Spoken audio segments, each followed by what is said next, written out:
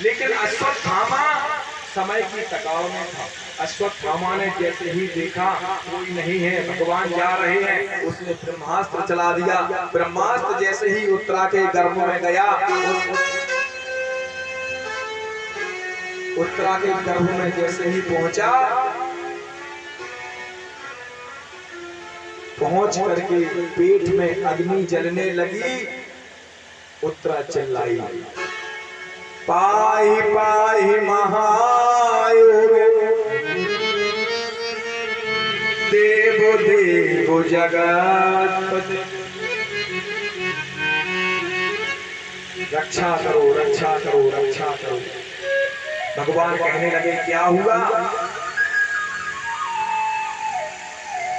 उत्तरा कहने लगी हमारे पेट में आग लगी हुई है। भगवान ने अंगूठे का भेष बनाया, भेष बना करके उसके गर्भ में प्रवेश कर गए। प्रवेश करने के बाद में भगवान ने उत्तरा के गर्भ की रक्षा की। उत्तरा के गर्भ की रक्षा हो गई। इधर पांचों पांडव कुमार एक दिन की बात के भगवान कृष्ण दुर्योधन की सभा में शांति दूत बनकर के गए। कहा कि हे महाराज, पांडवों को सिर्फ तुम अगर कुछ नहीं दे सकते, सिर्फ 5 गांव ही इनाम में दे दो या मांगे दे दो, कुछ भी कर दो। दुर्योधन कहने लगा, सुचक्रे नेवदातव्यम बिना युद्धेन, सुचक्रे नेवदासम, सुचक्रे नेवदातव्यम बिना युद्धेन केशवा। बोले देखो, इस संसार में, इस पृथ्वी लोक पर हमारा चारों तरफ राज है, एक छत्र राज है। बिना युद्ध के एक सुई की नोक होती है ना, उस नोक के बरोबर भी हम जमीन नहीं देंगे बिना युद्ध के। थोड़ी देर बाद कहने लगा, महाराज मैंने तुम्हारे लिए भोजन बनवाया है, 56 प्रकार का भोग है, लगवा दो। दुर्योधन की मेवा त्यागी, विदुर घर साथ खाए।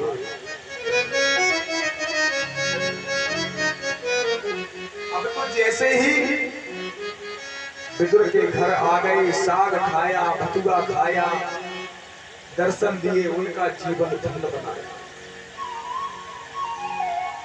बनाने के बाद में आगे बढ़े। इधर पांडव कुमारों ने स्वर्गारोहण का रास्ता तय कर लिया, चल दिए। इधर परीक्षित महाराज का जन्म हुआ।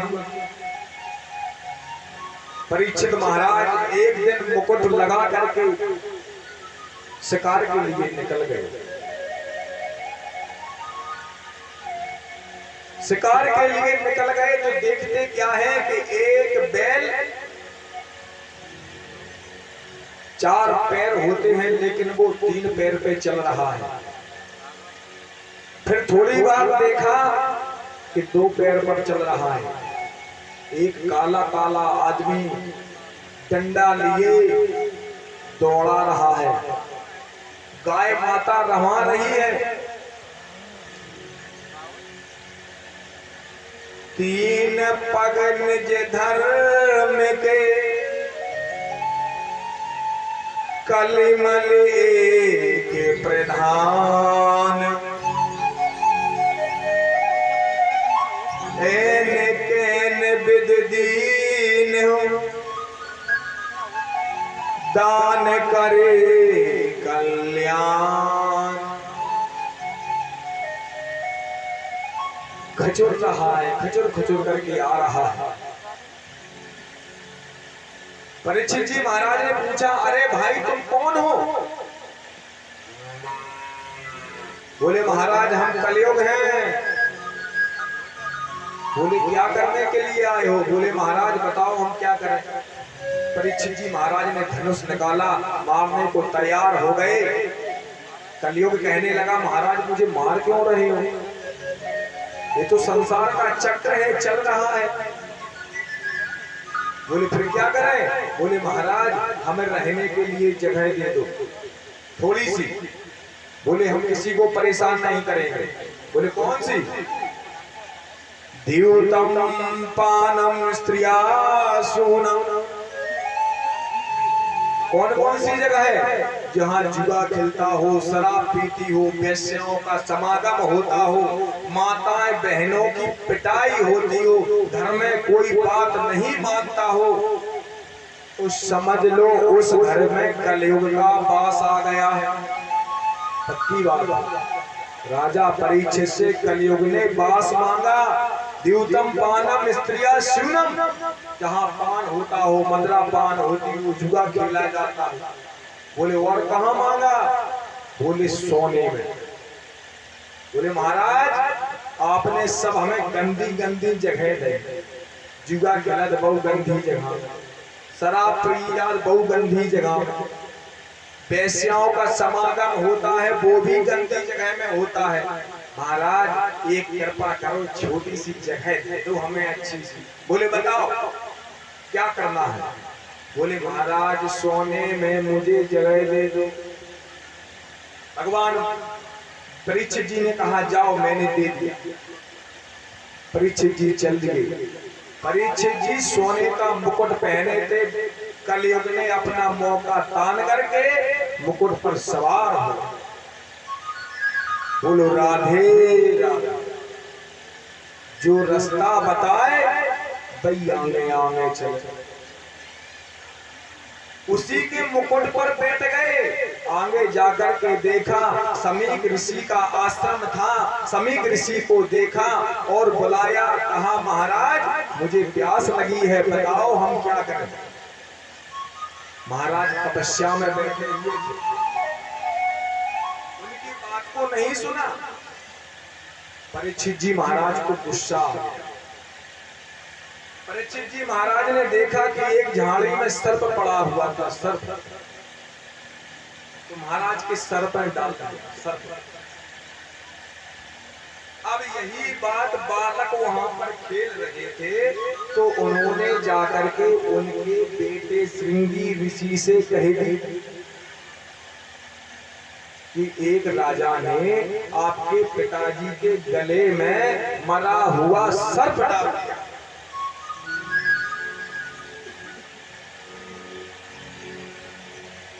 श्रृंगी ऋषि को गुस्सा आ गया।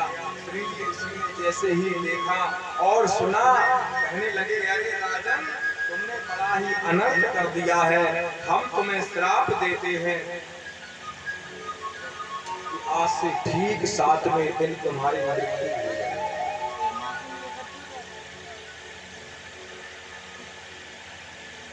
राजा परीक्षित ने सुना कि हमारी मृत्यु हो जाएगी। राजा परीक्षित ने कहा महाराज रुक जाइए, जरा रुक जाइए। श्रृंगी ऋषि सामने आकर के खड़े हुए। श्रृंगी ऋषि ने कहा महाराज पहले आप अपना पता बताइए, आप हैं कौन और कहां से आए हैं? हमसे बच्चों ने जाकर के कह दिया कि तुम्हारे पिताजी के गले में किसी ने मरा हुआ सर्प डाल दिया। मुझे गुस्सा आ गया महाराज, हमें आप क्षमा करना, हमारा क्रोध हमसे सहन नहीं हुआ। कोशक्योपस्पृश्य पाक वज्रम विसर्जः इति लंकित मर्याद तक्षका सत्व में।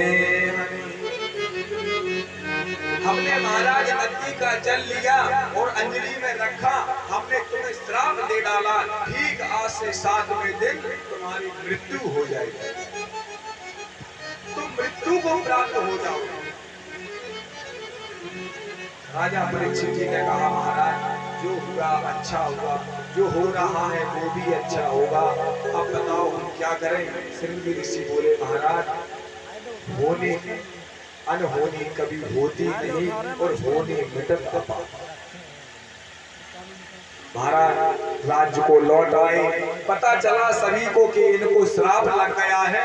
लेकिन सोचने वाली बात है, एक चीज बताओ, इतने बड़े राजा प्रतापी दानवीर, इनको मरने का श्राप क्यों लगा?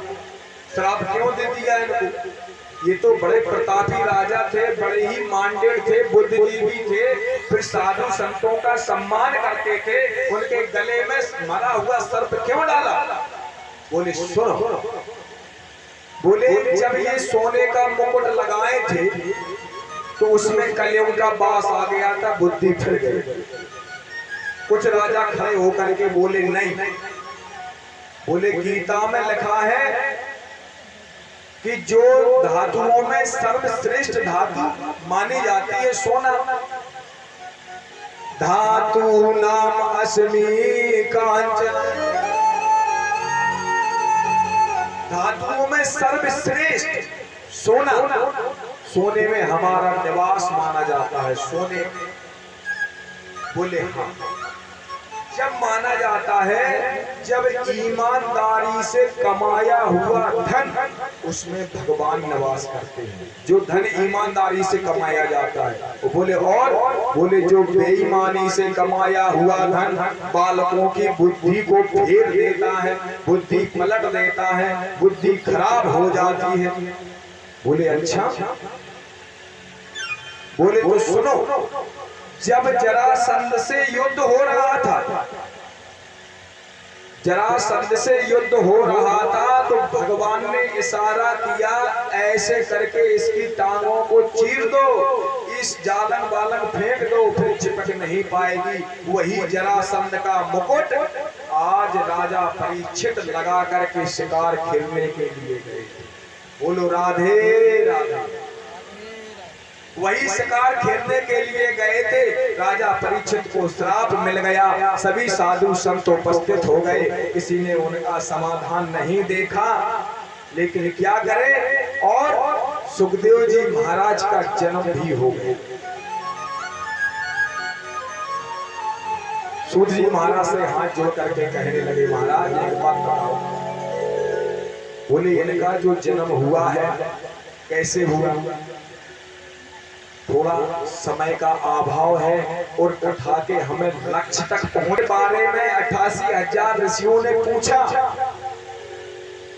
महाराज इनका जन्म कैसे हुआ? तो उन्होंने कहा देखो, अमर कथा सुनाई गई, माता पार्वती को भगवान ने अमर कथा सुनाई। अमर कथा सुनाने के बाद में एक अंडज था और सभी पक्षी उड़ गए थे। अमर कथा सुनने के बाद में उसी पक्षी ने अमर कथा सुनी, भगवान शंकर को पता चला, भगवान शंकर ने त्रिशूल को छोड़ दिया। त्रिशूल को छोड़ा, जाकर के माता पिट्टिका के गर्भ में प्रवेश कर गया। जैसे ही शंकर जी गए, दौड़े दौड़े समझाया कि भाई तुम ये क्या कर रहे हो? महाराज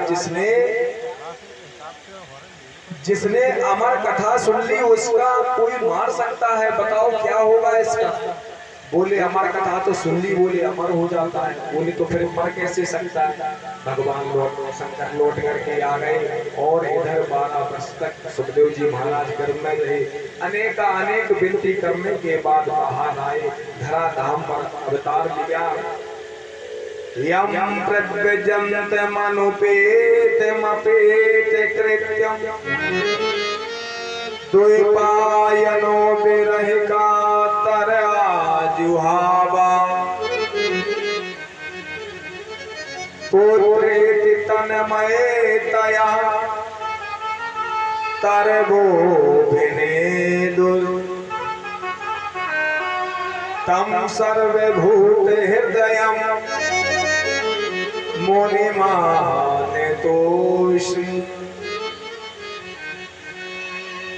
सुखदेव जी का जन्म हुआ, राजा परीक्षित गंगा तट पर आ गए, सभी ऋषियों को बुलाया गया, सभी ऋषि उपस्थित हो गए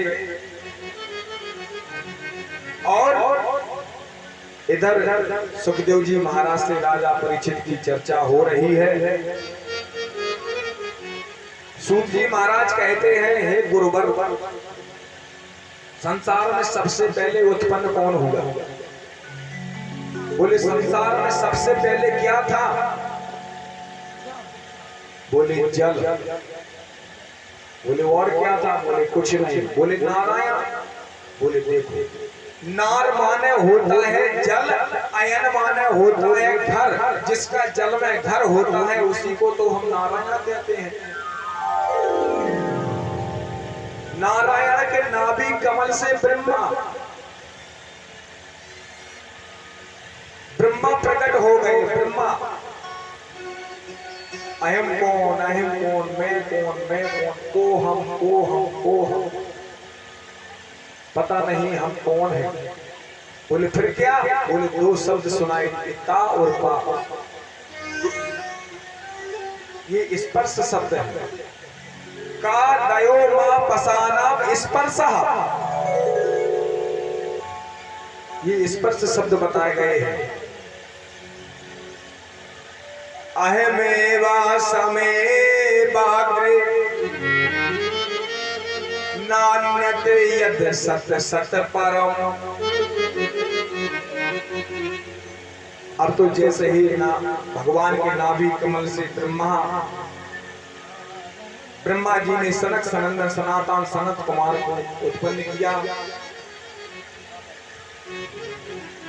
और नारद जी को उत्पन्न किया। मानस पुत्र है। आबर पानी भूमि परत साबर पानी जीवा है या लाखों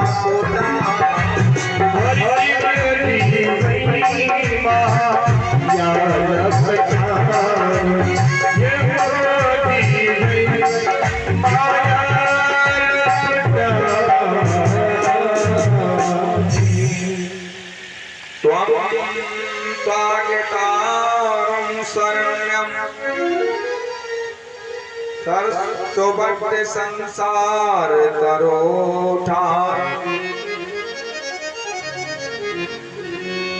कपिल भगवान कहते हैं, मां ये संसार सागर है, यहाँ पर जो आया है उसको जाना पड़ेगा।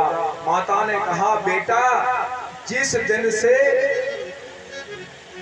जब माँ के गर्भ में बच्चा आता है, माँ को उसी दिन से पीड़ा प्रारंभ हो जाती है। बोलो राधे राधे। आवाज नहीं आई। बोलो राधे राधे। क्या है? जब माँ के गर्भ में बच्चा आता है तो माँ को पीड़ा उसी दिन से प्रारंभ हो जाती है। अब तो कपिल भगवान कहने लगे, माँ एक बात सत्य है, लेकिन ये संसार का नियम है। यदि संतति उत्पन्न नहीं होगी तो संसार सागर के प्राणी तायना मारेंगे कि इनके कोई संतान नहीं है। बताओ अब क्या होगा?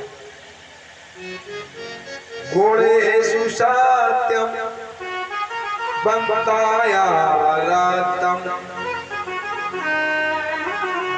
यदि संतान नहीं होगी तो संसार के प्राणी ताने मारेंगे। बताओ इनकी संतान नहीं है, बताओ इनकी संतान नहीं है, ये निर्वंशी है, हम इनके हाथ का पानी नहीं पिएंगे, भोजन नहीं करेंगे। कपिल भगवान कहते हैं, माता इस संसार सागर में ये सोचने की बात व्यर्थ है। कौन क्या कर रहा है उससे हमें क्या लेना देना। हमें अपने कर्म से भटकना नहीं चाहिए। हम यदि भोजन बना रहे हैं तो भोजन के समय सिर्फ भोजन में ध्यान रखना चाहिए। यदि हम कथा श्रवण कर रहे हैं तो उस समय हमें कथा श्रवण में मन लगाना चाहिए। कोई भी काम करें मां मन लगा करके करना चाहिए। अब तो महाराज कपिल भगवान ने शांति योग का माता को दर्शन कराया। दर्शन करा करके कपिल भगवान वहां से चल गए। ये तो हुई देव हुआ के बरस को दूल्हा। चलो सखी अब देखने चलिए कहाँ बजो रम तुला माँ बुला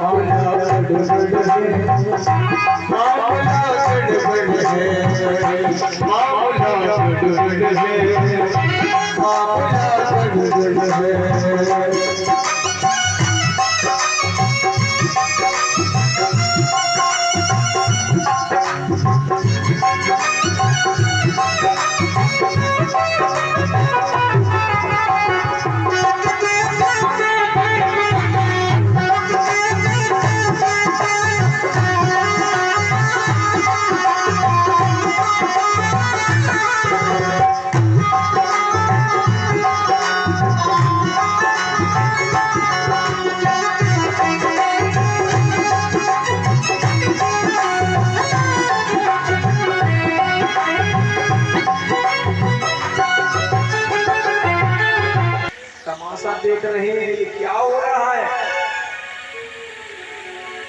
इधर माता सती भूत बाबा भोलेनाथ से कहती है कि हमारे पिता के घर में एक अनुष्ठान हो रहा है, यज्ञ चल रहा है, बताओ हम क्या करें।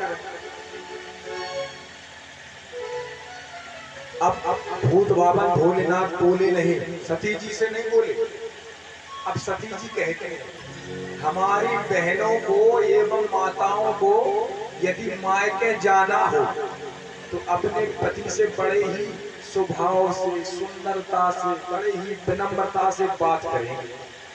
मायके जाना हो अर्जेंट हो, उनके पति को कहीं जाना हो जैसे, और मायके से फोन आ जाए कि जीजी आ जाओ, खुदा आ जाओ, कार्यक्रम होना है, तो पता क्या कहेंगे, काय हाँ तो मैं ससुर के पाठ हो रहा है, उनको फोन आओ तो तुम्हारे ससुर को तुम्हारी छोटी हल्की सारी कह रही थी कि जीजा से कह दियो जल्दी आ जाओ। मैं जानेंगे कि हमें मायके जाना है। हाँ हाँ क्या तो कह ही नहीं सकती। अब जैसे ही कहा, बोले कहा तुम्हारे ससुर के घर में अनुष्ठान हो रहा हो, भागवत चल रही, सब कुछ चल रही, बताओ सब रिश्तेदार पहुंच गए और हम बताओ हिंदरी, बताओ आप जा नहीं रहे, बताओ आप बताओ खेत में पानी लगा उतरे होगे, चलिए ही रखा उतरे होगे, चलो आप बेचारे क्या करें, फोन तो आएगा ससुराल से, लेकिन ठीक है, बोले तुम्हें जाने जाओ, हमारे पास समय नहीं है, हम नहीं जाएंगे। ऐसे ही भोलेनाथ के सामने सती जी ने कहा, स्वामी आपके ससुर साहब के यहाँ यज्ञ चल रहा है, यज्ञ। अब भूत बाबा भोलेनाथ को तो उसने बुलाया नहीं, सबको न्योता दिया लेकिन भोलेनाथ को नहीं दिया। इसका भी ये कारण है क्योंकि जो अभिमानी व्यक्ति होते हैं उनके 100 लोग चरण स्पर्श करें, यदि एक लोगों ने पैर नहीं छुए तो ध्यान वही पैर कि जाने हमारा पैर क्यों नहीं छुए। ऐसी बात का है कि इसने पैर नहीं छुए, 100 लोगों ने छुए। अब है तुम्हारे पिता के घर में यज्ञ चल रहा है, यज्ञ हो रहा है, अब बताओ तुम जाओगी नहीं। अब बेचारी जब जाओ, जब बगल वाले के घर चिट्ठी ना आई हो या नौता ना आओ, उस सामने वाले के घर चूल को नौता आओ, उस सामने वाले घरे ना आओ, उस सामने वाले के घरे आओ, कहे कि चूल को नौता है, तुम आओ, एक बार घर को बुलाना है, फिर ना हुआ है, फिर बाकी मोड़ी मोड़ा बुलाना है, उस सामने वाले के घर ना जाए। अब वो सामने वाला खिड़की में से कहेगा भैया नौता खान नहीं चल जाएगा, तो बताओ बाकी छाती पे का भी कि तुम नौता आओ तो तुम खाओ, हम आए हम चले गए। यही बात सती जी से कही जा रही है कि सती को जब पता है नहीं बुलाया गया तब भी कह रहे हैं, अरे बहन तुम अपनी माँ के घर पर नहीं जा रही हो। सती बोली, बहन हम नहीं जा रहे। अब सती को गुस्सा आ गया। माता सती ने जैसे भूत बावन भोलेनाथ से कहा, स्वामी हम भी जाएं। स्वामी कहने लगे, तुम्हें यदि जाना है तो जाओ, लेकिन तुम अपनी मर्जी से जा रही हो, अनर्थ होगा। अब शंकर भगवान बोले, देखो ऐसा है कि जाए तो रही है, मौन है नहीं, ये हमें पता है माए के जी है। शंकर भगवान ने आंखें नीच ली। अब सती जी आराम से कह रही, काय जाए। अब भगवान नहीं बोल रहे, फिर बोली, काय जाए। अब श्रीयताम ब्रह्मर्षयो महसह देवा सहान्या। महाराज दक्ष के यहाँ पहुंच गई। माता सती देख रही हैं, सभी देवता बैठे हुए हैं, सभी देवता बैठे हुए हैं, लेकिन भगवान शंकर को यज्ञ में कोई भाग नहीं दिया गया। सती को देख करके बहुत बुरा लगा। माता सती रोने लगी, माँ से जाकर के मिली, कहा, माँ ये तुमने क्या अनर्थ कर डाला। जिस ससुराल में जिस पुत्री के पति का अपमान हो, यदि वो पुत्री शिक्षित है, गुणवान है, शीलवान है, तो अपने पति का अपमान कभी भी बर्दाश्त नहीं कर सकती है। माता ने जैसे ही देखा, मेरी पुत्री आ रही है, पुत्री आ रही है, अपने पुत्री को गले से लगा लिया। पुत्री रो रही है, माँ बताओ अब हम क्या करें। पति से भी बिना आज्ञा के हम मायके चले आए हैं। माता कहने लगी, बेटा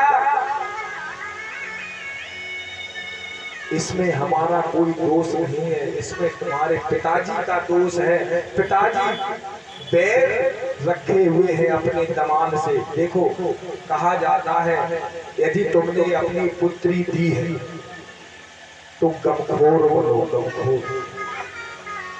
यदि पुत्री जी गए, नंदी जी क्या देखते हैं, सती जी यज्ञ कुंड के सामने खड़ी हो गई। सती ने जैसे ही देखा, सती कहने लगी, हमसे बर्दाश्त नहीं हो रहा है। वहीं पे खड़े खड़े अपने प्राणों का परित्याग कर, सती ने अपना देह त्याग दिया। अब तो जितने वहां देवी देवता थे सब में खलबली मच गई। जो सभा में बैठे हुए थे, जो हंस रहे थे, दांत निकाल रहे थे, उन्होंने देखा कि ये दांत निकाल रहे थे, दूसरा देवता थे, आपस में भिड़ंत हो गई। किसी ने किसी की दाढ़ी उखाड़ी, किसी ने किसी के बाल उखाड़ दिए, किसी ने किसी के दांत तोड़ दिए। लेकिन अभी याद है समय की बात। इधर नंदी जी दौड़े दौड़े गए भूत बाबन भोलेनाथ के पास। भूत बाबन भोलेनाथ ने रुद्रों को भेजा, जाकर के पहुंचे, यज्ञ को तहस नहस कर दिया। और यहाँ तक कहें कि राजा दक्ष की भी गर्दन को मरोड़ करके यज्ञ कुंड में स्वाहा,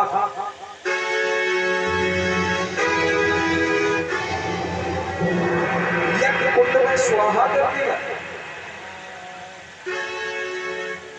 और नंदी महाराज कहने लगे, जिन जिन ब्राह्मणों ने शिव की निंदा सुनी वो कभी भी ब्राह्मण धनवान नहीं हो सकते। ये श्राप लगा हुआ है कलयुग में। जिन जिन ब्राह्मणों ने भूत बाबन भोलेनाथ की निंदा सुनी वो कभी धनवान नहीं हो सकते हैं। नंदी जी ने श्राप दिया। तो जिन लोगों ने भूत बाबन भोलेनाथ की निंदा नहीं सुनी, जिन हरि कथा सुने नहीं काना, श्रवण मंत्र ही भवन समाना। बोले फिर क्या? बोले भगवान की कथा सुनो, भगवान की निंदा ना सुनो। निंदा सुनने से कुछ नहीं होता है। अब तो विचार करने लगे क्या करें, सृष्टि में प्रलय सी आ गई, भूत बावन भोलेनाथ को क्रोध आ गया। इसी तरह से भूत बावन भोलेनाथ का क्रोध शांत करवा दिया गया। उसके बाद में राजा दक्ष को जो पुरुषा देवता थे उनको हलवा की व्यवस्था की गई। सभी को कुछ ना कुछ अनेक प्रकार से उनकी व्यवस्था करवा दी गई। व्यवस्था करने के बाद में अब सृष्टि का जो मेरा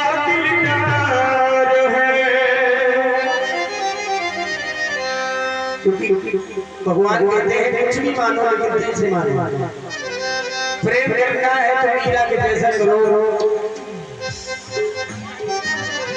तू मेरा यार है,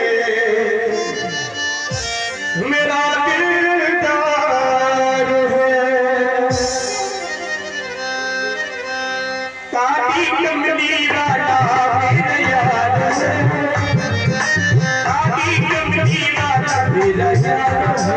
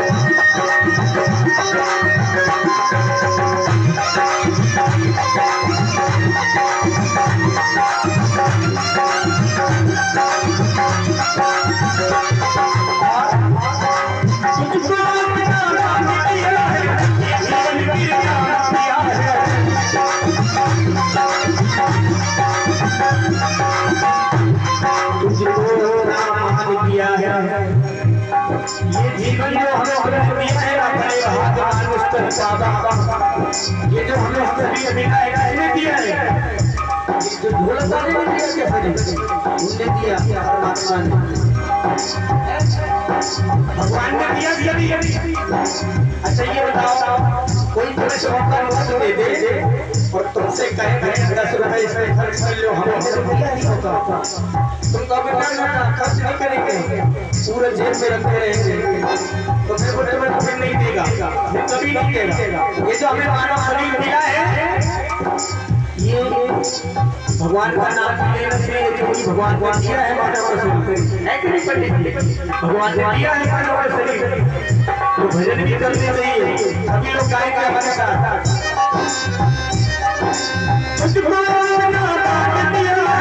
ये जीवन की नाम है